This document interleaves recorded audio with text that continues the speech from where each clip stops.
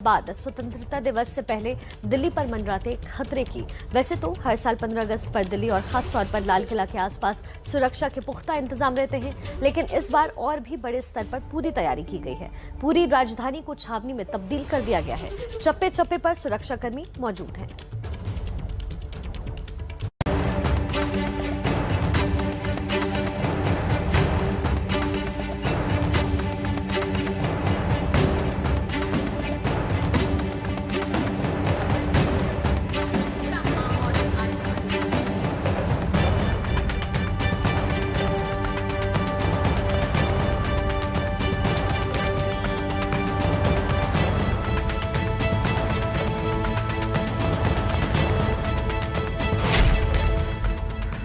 अब से ठीक कुछ घंटों बाद देश आजादी की 75वीं वर्षगांठ मनाएगा।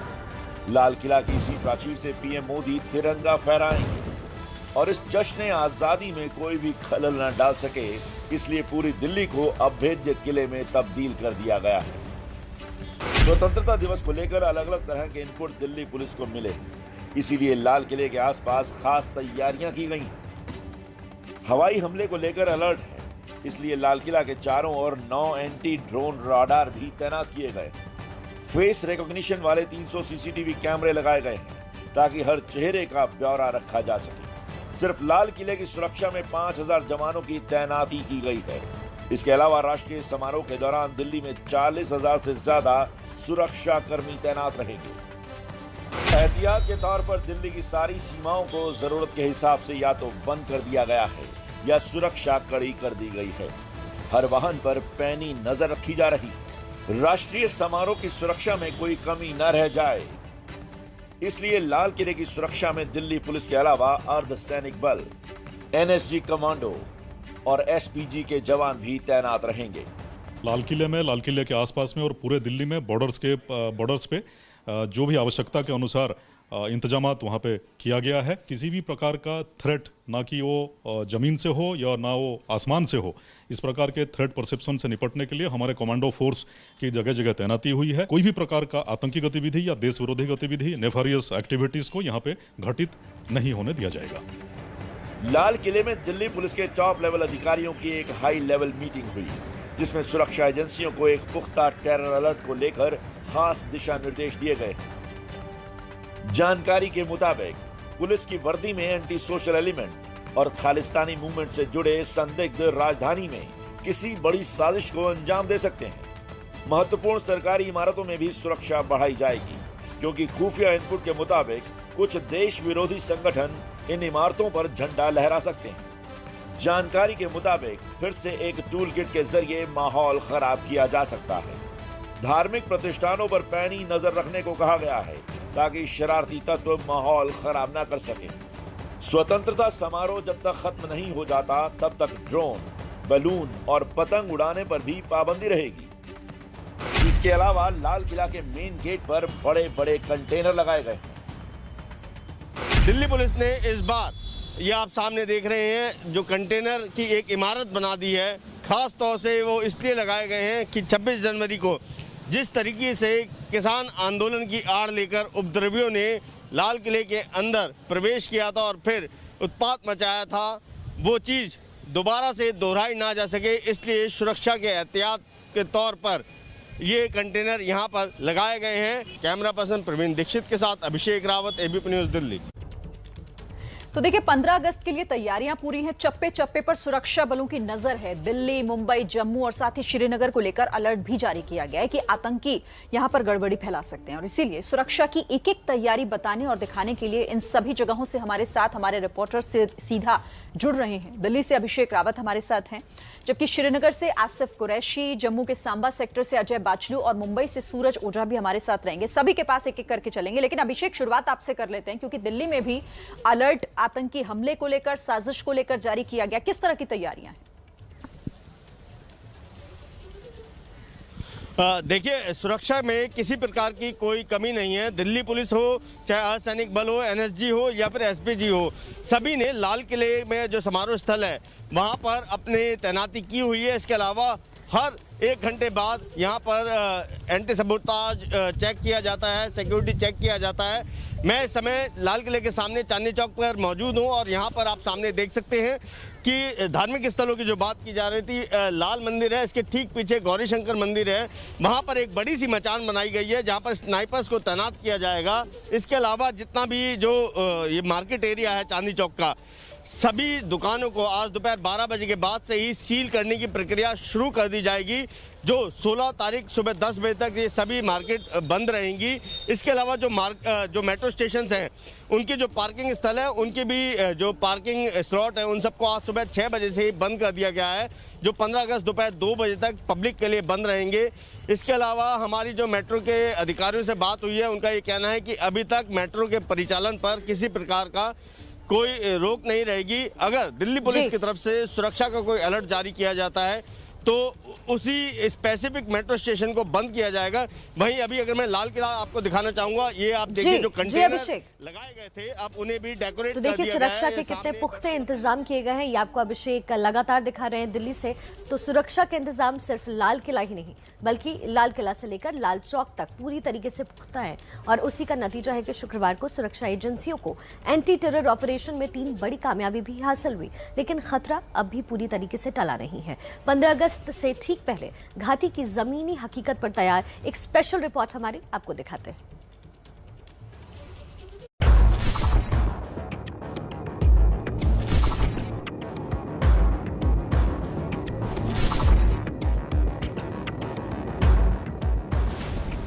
शुक्रवार को अमन बनाम आतंक की लड़ाई के एक और अध्याय को सुरक्षा बलों ने जीत के साथ अंजाम तक पहुंचाया। बीएसएफ कॉन्वॉय पर हमला करने वाले लश्कर तैयबा के पाकिस्तानी आतंकी को सुरक्षा बलों ने 20 घंटे की मुठभेड़ के बाद ढेर कर दिया। इस मुठभेड़ के बाद आतंकियों के एक बड़े मंसूबे से पर्दा उठा है। वो मंसूबा क्या है वो हम आपको आगे बताएंगे, लेकिन उससे पहले ये जान लीजिए कि आतंकियों का मंसूबा जब संगीनों से नाकाम हो रहा है तो अब उन्होंने स्वतंत्रता दिवस के जश्न को फीका बनाने के लिए सोशल मीडिया का साथ लेना शुरू कर दिया है और ये है उसका सबूत। स्वतंत्रता दिवस के जश्न में लोग शामिल न हों इसलिए कुछ देशद्रोहियों ने अलगाववादी नेता सैयद अली शाह गिलानी के नाम से बने ट्विटर हैंडल से 15 अगस्त को बंद बुलाया है। यहाँ आपको ये बता दें कि गिलानी का कोई भी ट्विटर हैंडल नहीं है। और अब बात उस खौफनाक साजिश की जिसे सुरक्षा कर्मियों ने समय रहते नाकाम कर दिया। शुक्रवार को सुरक्षा बलों ने जिस आतंकी उस्मान को ढेर किया उसके पास से AK-47 तो बरामद हुआ ही है। इसके अलावा एक RPG लॉन्चर और 2 RPG शेल भी मिले हैं और ये है वो रॉकेट प्रोपेल्ड ग्रेनेड लॉन्चर यानी RPG जिसने सुरक्षा बलों की चिंता बढ़ा दी है, क्योंकि ऐसे RPG का इस्तेमाल 1 किलोमीटर दूर से हमला करने के लिए इस्तेमाल होता है। इसीलिए ऐसा माना जा रहा है कि आतंकी स्वतंत्रता दिवस समारोह को निशाना बना सकते थे या फिर स्वतंत्रता दिवस पर होने वाली कोई VVIP मूवमेंट उनका टारगेट थी। मुमकिन है कि आतंकी सुरक्षा बलों के काफिले पर दूर से हमला करके भागना चाहते थे या फिर हो सकता है कि आतंकी किसी बड़ी इमारत को उड़ाना चाहते थे। कश्मीर घाटी में रॉकेट हमलों का इतिहास काफी पुराना है। 28 नवंबर 2002 को श्रीनगर के इसी रेडियो कश्मीर की बिल्डिंग पर हमला हुआ था, जो रॉकेट अंदर बिल्डिंग की दीवार पे लगा था। हालांकि इस हमले में कोई भी कर्मचारी हताहत नहीं हुआ था, लेकिन ये आखिरी हमला था जो मिलिटेंट्स की तरफ से किसी सरकारी बिल्डिंग या सुरक्षा बलों पर किया गया था। हालांकि 19 साल पुराने हमले को दोहराया जाता उससे पहले ही सुरक्षा बलों ने आतंकी उस्मान को मौत के घाट उतार दिया। RPG-7 का जो रॉकेट लॉन्चर ग्रेनेड मिला है और ये इंसिडेंट शो करता है कि कितना बड़ा हादसा करने वाला था। बहुत दिनों के बाद RPGs का सेल मिला वहां पर और ये सिक्योरिटी फोर्स पुलिस मिल के बहुत सा बड़ा हादसा होने से बचा लिया है।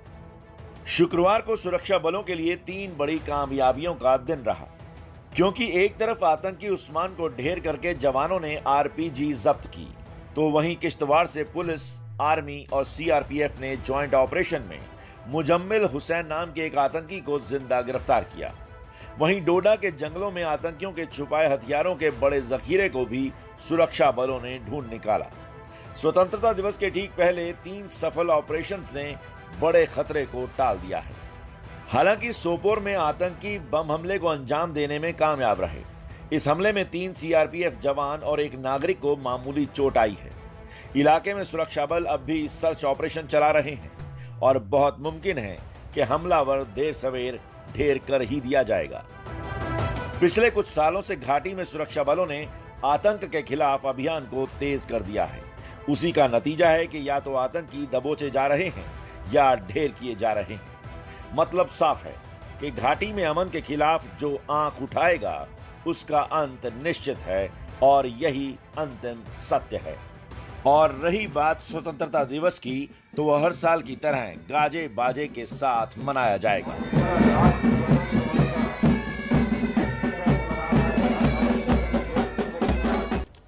तो शिखा, जब जश्न आज़ादी का होता है तो सबसे ज्यादा चुनौती घाटी को महफूज रखने की होती है। तो हमने आसिफ की रिपोर्ट तो देखी कि किस तरह से तैयारियां होती हैं वहां पर, लेकिन अभी ताजा अपडेट क्या है, इसके लिए सीधे रुक करेंगे आसिफ कुरैशी का। यस आसिफ, क्या जानकारी, किस तरह की तैयारी हो रही है श्रीनगर को महफूज रखने की? देखिए, पिछले कुछ दिनों से ही लगातार सुरक्षा बलों की जो तैनाती है वो खास तौर पर श्रीनगर के उस शेर कश्मीर क्रिकेट स्टेडियम पे नज़र रखी है जहां पे मुख्य परेड होनी है। जम्मू कश्मीर के उपराज्यपाल मनोज सिन्हा यहां पे परेड की सलामी लेंगे और वरिष्ठ सैन्य और पुलिस अधिकारी भी इसमें शामिल रहेंगे। लेकिन चुनौती इसलिए बड़ी है क्योंकि हाल फिलहाल के दिनों में जिस तरीके से श्रीनगर के आसपास यानी लाल चौक के आसपास भी ग्रेनेड हमले हुए हैं और ये इनपुट मिला है कि 15 अगस्त को परेड को जो निशाना बनाने के लिए मिलिटेंट कोई कार्रवाई कर सकते हैं, इसीलिए समूचे श्रीनगर में जो है सुरक्षा बढ़ा दी गई है। जो शेर कश्मीर क्रिकेट स्टेडियम है उस वेन्यू को पूरी तरीके से सील कर दिया गया है, वो वहां से लोगों की आवाजाही रोक दी गई है और जो बाकी शहर हैं वहाँ पे सरप्राइज नाके बनाए गए हैं। हम इस समय एक नाके पर ही खड़े हैं जो कि सीआरपीएफ की तरफ से यहाँ पे लगाया गया है और ख़ास तौर पर नज़र रखने के लिए उन एंटी सोशल एलिमेंट्स पे जो इस परेड या इस दिन को कुछ निशाना बनाने की कोई नापाक कोशिश कर सकते हैं। लेकिन बता दूं कि जो इनपुट मिला है, स्पेसिफिक इनपुट है कि 15 अगस्त के आसपास जो है कोई वारदात हो सकती है, इसीलिए जो सुरक्षा है काफ़ी ज़्यादा सख्त कर दी गई है। और आज सुबह से ही विभिन्न जगहों पर खास तौर पर 2 व्हीलर्स यानी बाइक्स और स्कूटर्स को रोककर तलाशी ली जा रही है, क्योंकि इनपुट ये है कि बाइक सवार कुछ मिलिटेंट कोई वारदात करने की फिराक में है। इसीलिए पूरे श्रीनगर शहर में फिलहाल बाइक्स और स्कूटर्स की तलाशी ली जा रही है और सरप्राइज नाके लगाकर उन को रोकने की कोशिश हो रही है। जी आसिफ जी, तो सुरक्षा के कड़े इंतजाम कर दिए गए हैं और देखिए जम्मू भी अलर्ट पर है। आपको सीधा लेकर चलते हैं जम्मू के सांबा सेक्टर में, जहां हमारे संवाददाता अजय बाचलू इस वक्त मौजूद हैं। अजय, कल को लेकर के जम्मू में किस तरह की तैयारी और सुरक्षा के कैसे इंतजाम?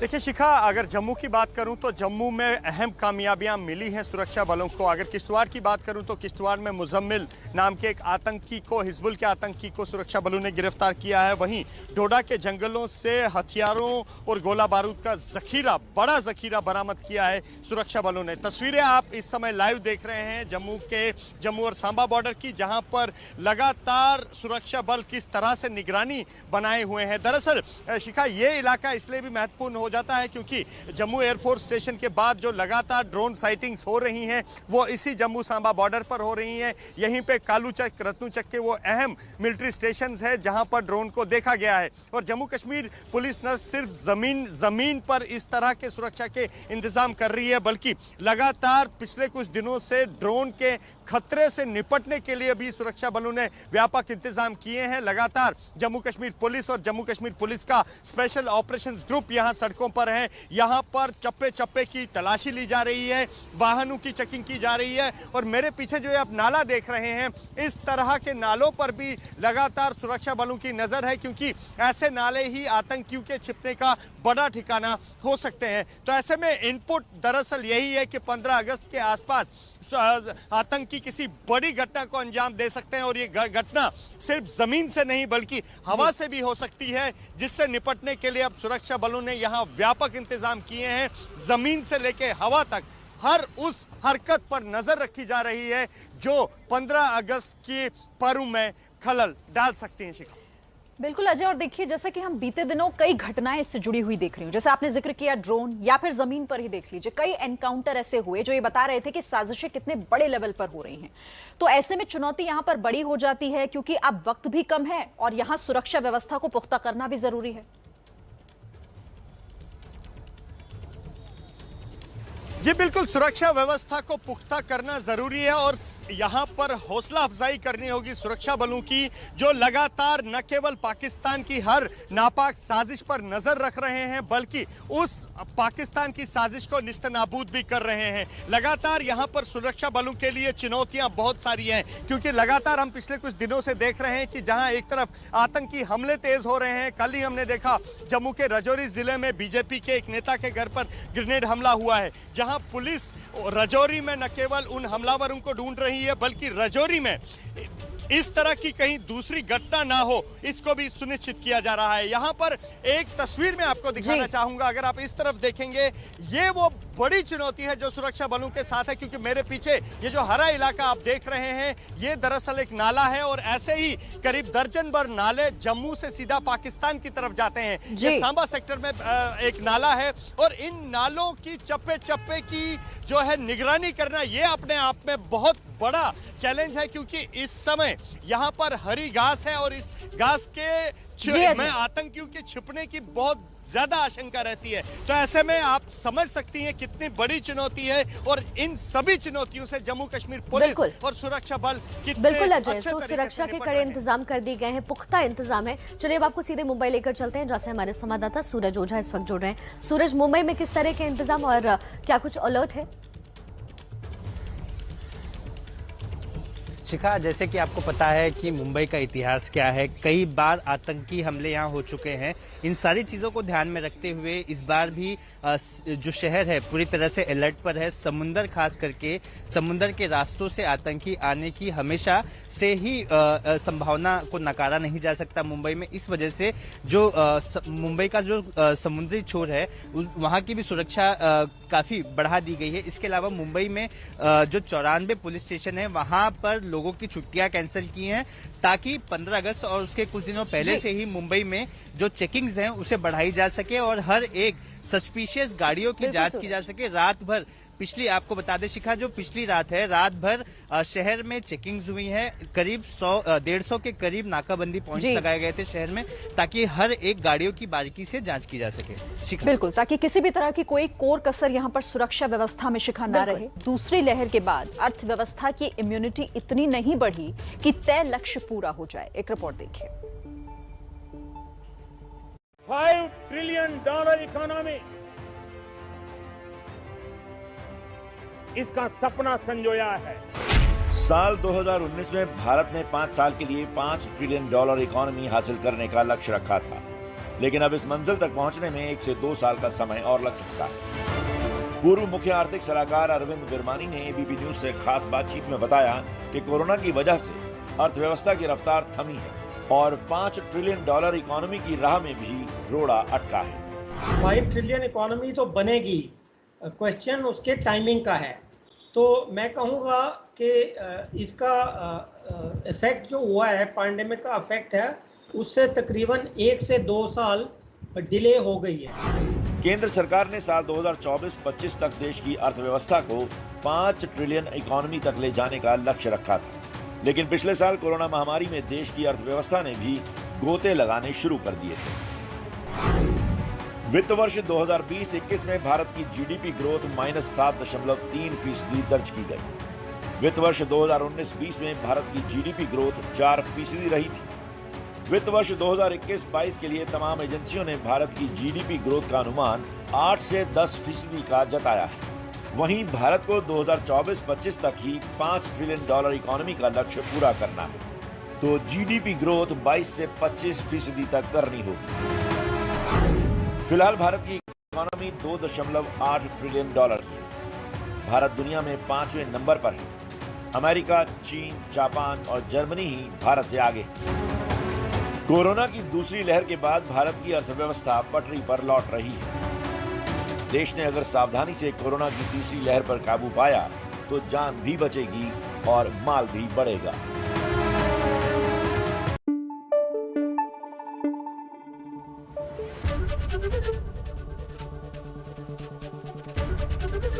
एबीपी न्यूज आपको रखे आगे।